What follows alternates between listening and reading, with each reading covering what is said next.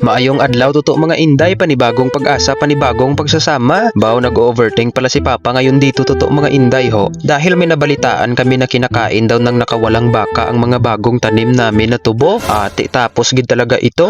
O maliit pa gani yung mga tanim namin na tubo, ginkarga tapas na dayon niya ka mga baka. Bali ang pupuntahan natin ngayon totoo mga inday ay doon sa kabilang bukid namin kung saan doon kami nagtatanom ng mga tubo. O kung nakikita nyo dito bala totoo mga inday ang bukid na yan ho, dyan po matatagpuan ang aming bukid na doon kami nagtatanom ng mga talong at ang efficacy company namin ay nandoon din. O at ngayon totoo mga inday dito tayo yakakadto sa may likuran pa ng bukid na iyan na mas malayo-layo yang isang bukid namin dito ya totoo mga inday, kaya minsan na lang kami nagkakadto dito.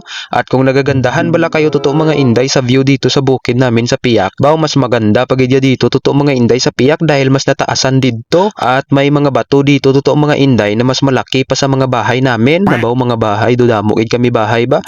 O bago tayo magpapatuloy totoo mga inday, shoutout po pala sa mga followers ko na ito ho, at paki-post na lang totoo mga inday kung gusto ninyong makikita ang inyong pangalan dyan, dahil kung isa-isahon ko pa paglalawag dito, yung iba ay hindi na madadala tapos maglalawig tayo totoo mga inday dahil ang dadamo nyo na talaga.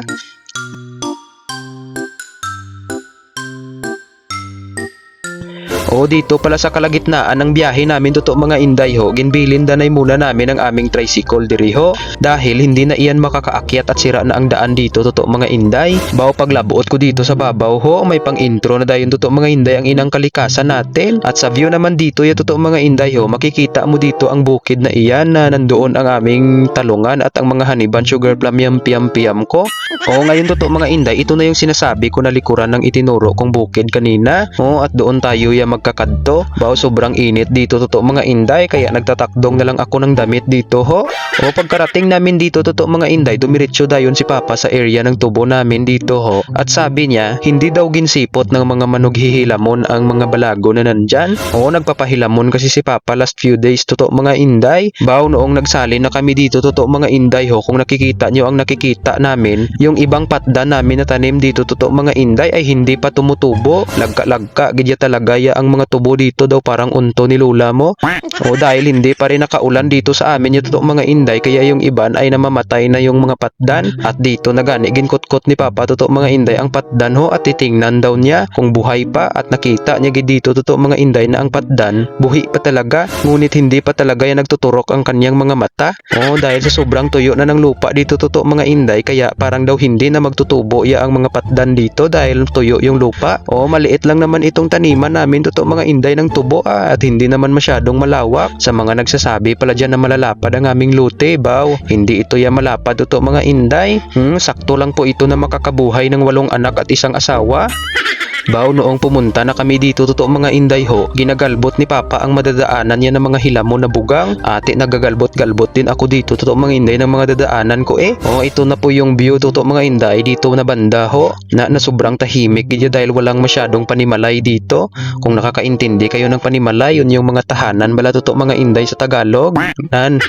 O at dito na nga namin totoo mga inday ho, ginkadtuan ang mga tubo na ginkarga tapas ka mga baka. Baw pagkadto namin dito totoo mga inday, dito gid namin natagpuan ang mga tinapsan nila ya eh. Baw maayon na lang talaga totoo mga inday na hindi nila ginsantop hanggang sa lupa ang pagputol dito ng mga tubo ho. Ginhapaw-hapaw lang nila ya totoo mga inday, dahil kung nahapaw-hapaw lang iyan, tutubo pa iyan ulit. Ang lain lang dito ya totoo mga inday ay itong mga nagagalbot ho tulad nito ho, dahil hindi na gid ito ya tutubo totoo mga inday kung hindi mo ilulubong liwat sa lupa. Pagtingin namin dito totoo mga inday ho, hindi naman pala masyadong malapad ang ginkarga tapas ng baka, at nakapag-usap na rin kami sa may-ari ng baka at ang sabi niya ay nakawala daw ang kanyang baka. Ate ginsabihan din namin siya totoo mga inday na wala namang problema yun ang siguraduhon mo na lang sa susunod ay ang yung pagtali mo ng baka mo. Ate ngayon ilalagaw ko na lang kayo dito totoo mga inday sa mga view dito sa aming Piak na bukid dahil hindi naman pala naubos ng baka yung tubo namin dito.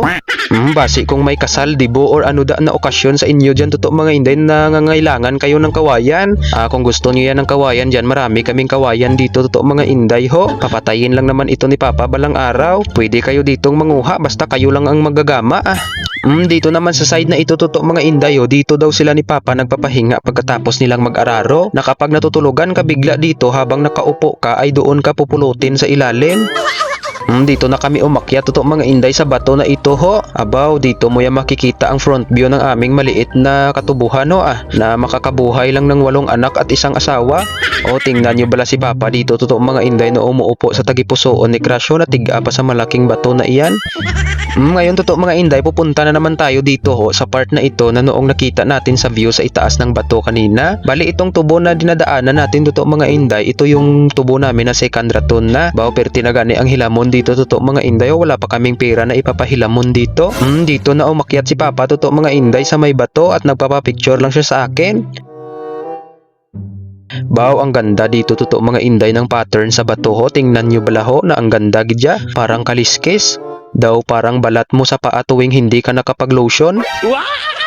Ito naman yung view totoo mga inday kapag nandito tayo at doon tayo kanina ho pumatong sa may malaking bato na iyan. Pagdating namin dito totoo mga inday ho, dito nyo makikita ang 3 bato na nagsasandiganay na may pasilungan sa ilalim. Oo, na dito daw sila ni Papa nagpapasilong kung mag-uulan dito. At tingnan nyo bala totoo mga inday, dito ang bato ho na daw parang ulo ng dinosaur.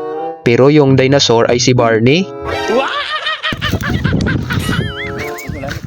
Kapag pupunta na naman tayo dito totoo mga inday sa may itaas ho, ito naman yung view na makikita natin ho na kapag papatong tayo dito sa may malaking bato.